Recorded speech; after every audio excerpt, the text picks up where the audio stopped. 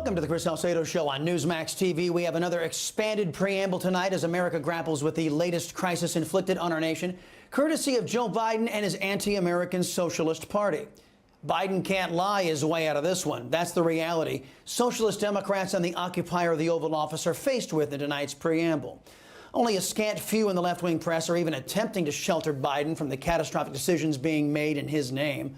A new CBS YouGov poll reveals that a majority of Americans no longer consider Biden to be competent, focused, or effective in his job. Mr. Biden was confronted with this poll last week. Question on the public response. A new poll out today shows Americans wanted to withdraw from Afghanistan, but they disapprove of the way you've handled it. The poll also found that based in part on what's transpired in the last week, a majority of Americans, and forgive me, I'm just the messenger, no longer consider you to be competent, focused, or effective in the job. I haven't seen that poll. Well, allow us to help out the bumbling old fool here. As the poll clearly shows, back in April, Biden was at 55 to 56% approval on his competency, focus, and effectiveness. Now Biden is below 50% on all those metrics, losing the most credibility among the coveted independent voters. Not wanting the Socialist Democrat Party to be driven from office by the incompetence of the anti-American know-nothings who surround Mr. Biden, CBS News reporter Bo Erickson is demanding the White House actually tell Biden what their actions are doing to his poll numbers. Tragically, it's not just the American people who have lost confidence in Biden the boob. Despite Biden's lies to the contrary, he is now losing America's allies after he orchestrated the biggest foreign policy defeat for the West in the modern era. Former British Prime Minister Tony Blair said Biden's moves in Afghanistan were, quote, imbecilic. Current Prime Minister Boris Johnson is alleged to have said, quote, we would have been better off with Trump. A British member of parliament with tons of agreement from others in that political body blasted Biden for trying to scapegoat everybody else for his administration's failures. To see their commander-in-chief call into question the courage of men I fought with, to claim that they ran. It's shameful. Those who have never fought for the colours they fly should be careful about criticising those who have. Other NATO allies are just as displeased by amateur hour at the White House. Armin Laschet, the potential successor to German Chancellor Angela Merkel, blasted Biden's calamitous Afghanistan pullout by saying it is, quote, the biggest debacle that NATO has seen since its foundation. My friends, we haven't even gotten to the national security damage, the credibility damage, and the potentially deadly American hostage situation that is worsening by the hour in Afghanistan. Consider for a moment that Biden's screw-up has armed terrorists and our nation's enemies with some of the most sophisticated weapon systems on the planet. Those weapons and future weapons reverse engineered and constructed by communist China and Russia will be used to kill Americans, all thanks to Joe Biden. The left-wing press, Socialist Democrats, and never-Trumpers have all conspired to deliver our nation into the hands of this bumbling incompetent who is playing White House with Dr. Jill while leftist millennials make disastrous decisions in his name. The totality of this failure abroad is only matched by Biden's failure and lawlessness back here at home. The time is now for everyone in our country to become organizers like Barack Hussein Obama was and remove Biden and every traitorous element of his regime. Articles of impeachment should be drawn up right now. Every Republican who doesn't commit to impeachment proceedings should be voted out of office, as should every Democrat who backed an administration that has managed to combine incompetence, anti-Americanism, and a foreigners first worldview into the deadliest version of the Socialist Democrat Party our country has ever seen. The existential threat to the United States isn't the China virus. It's Joe Biden and his America Last party.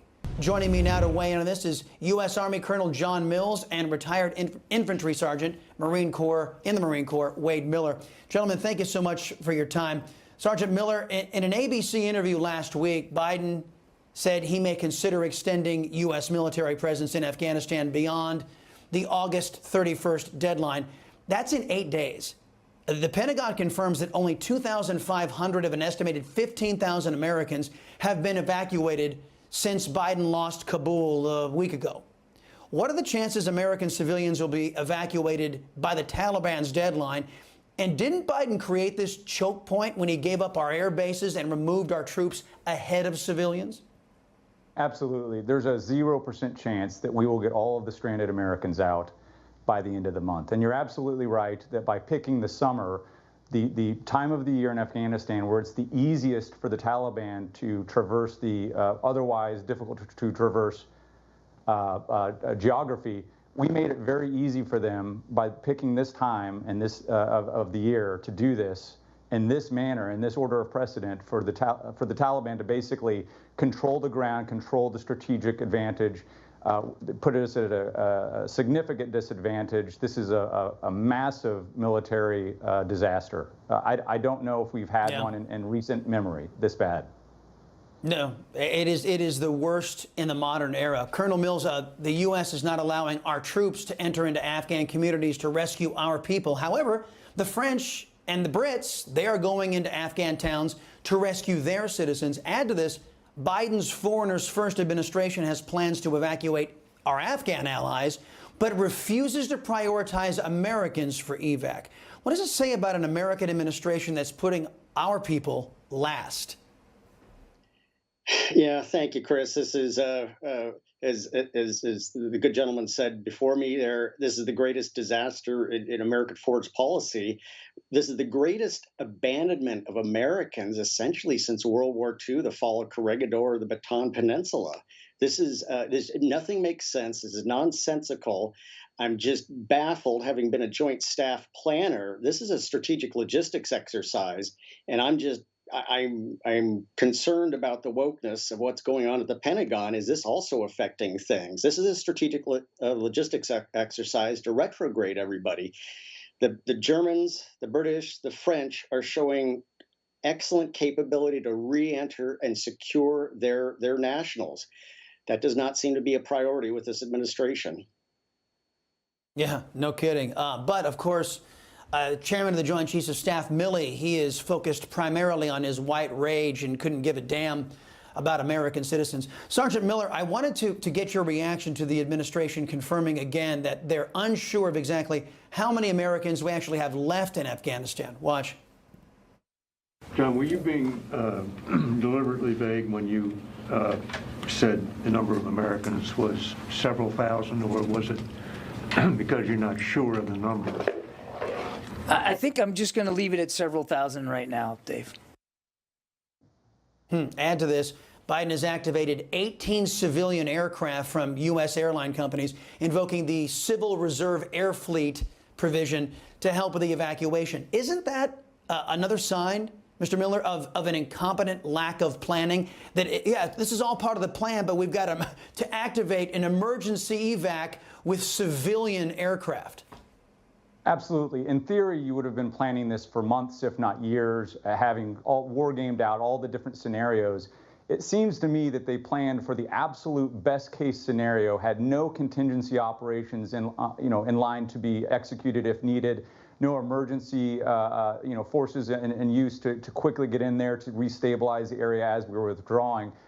They should have a list to a relative high degree of accuracy of all American citizens that were in the country. And as people were entering the country with visas, that should have been added to the update list so that in the case something like this happened, we have a really good idea who's there, where they're at, how we can get them out.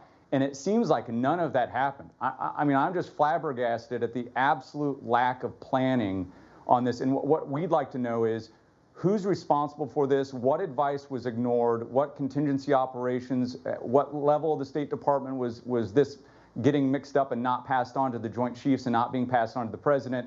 We've actually submitted a FOIA request to the State Department and the DOD IG, trying to get as much of this information that hopefully isn't classified to try to get to the bottom of this. We need to have hearings.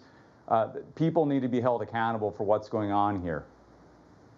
Yeah, you might be the only one. The press could actually take a couple of pointers from you, actually trying to get to the bottom of what actually happened here. Nobody's been fired, by the way. That bears pointing out after this disaster. Colonel Mills, Biden left behind nearly $100 billion in equipment and weapons to the Taliban, including Black Hawk helicopters, Tacoma attack aircraft. Now, China and Russia are likely on the ground already reverse engineering all this technology as we speak.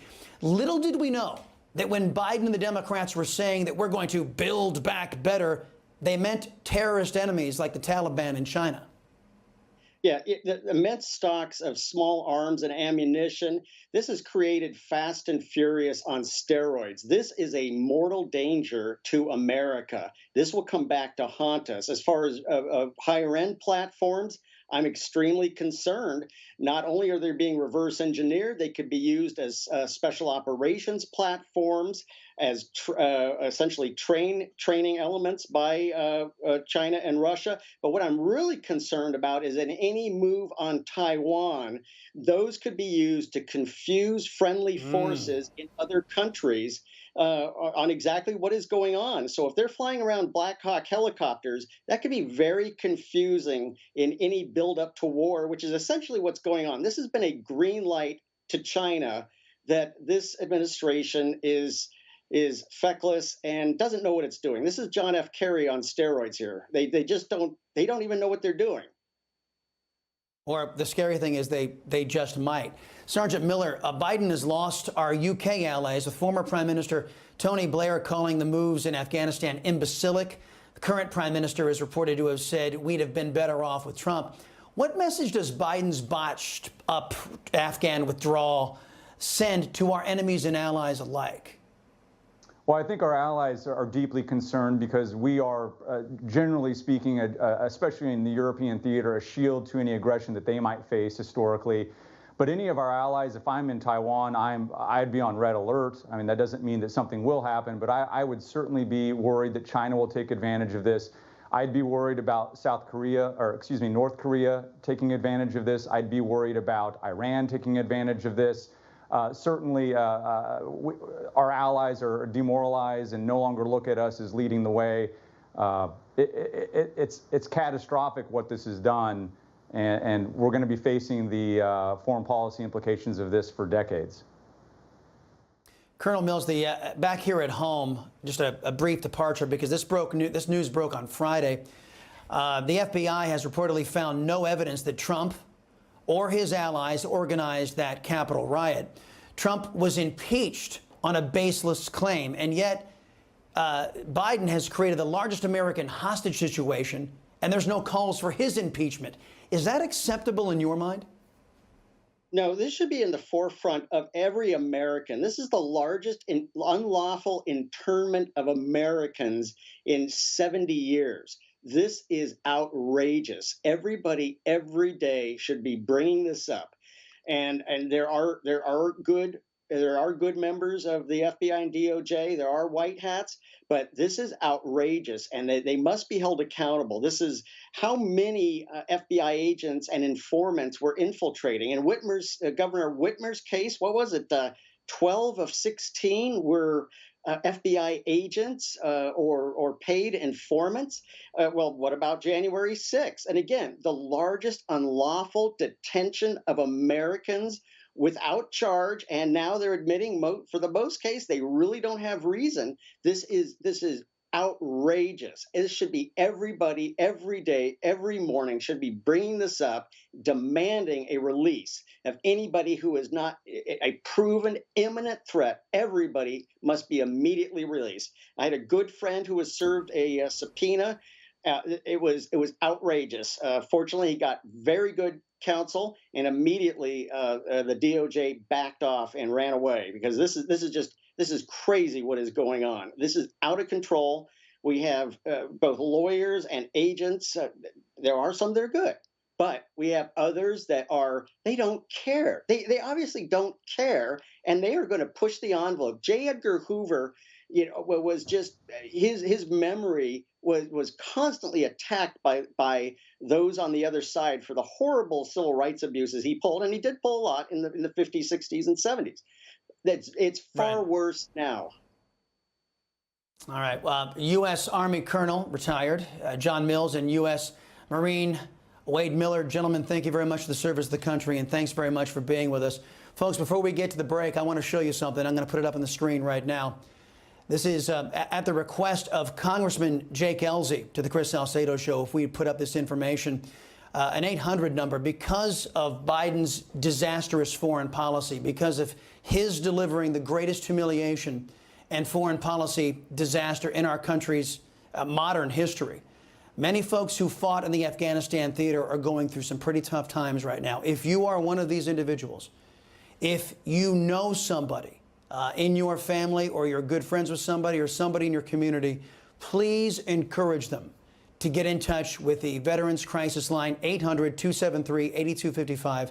That's 800-273-8255, or just drop a text to 838-255. Get the help that you need and deserve, friends, because this is not you, this is not your loved one, this is not those who honorably served. This is not on you. This is all on Mr. Biden and his political party and what he has done to this country. You just watched Newsmax TV, America's fastest growing cable news channel, now in more than 70 million homes. You can get Newsmax TV on your cable system or check your cable guide. And if your system doesn't carry Newsmax, call them, tell them you want Newsmax TV, because we're real news for real people.